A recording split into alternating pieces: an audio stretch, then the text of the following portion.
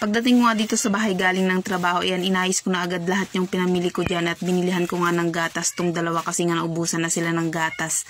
Ayan yung mga binili ko. Tetra pack na nga lang ang binili ko kasi nga mahirap magtimpla kapag yung buuan. Hindi ko natatansya.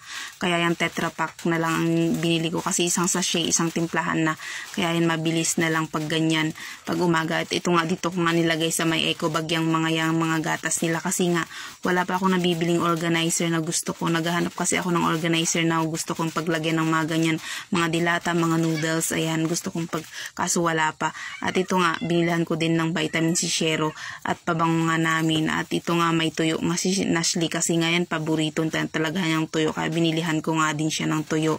At ito nga, bumili na din ako ng sibuyas at sabon namin at kailangan na talaga ng mga bata ng Sunrox sa may mga puti nila. At ito nga, hindi mawawala talaga yung egg sa mga bata, lalo na pag may mga bata at nag-aaral yan, kailangan talaga ng egg kasi nga yan yung mabilis iluto sa umaga. At ito nga, bumili na nga lang ako ng lutong ulam na fried chicken kasi nga yan makapagod, ayaw kong magluto, kaya ito nang binili ko. Ito lang po, bye, thank you for watching, see you in my next mini vlog.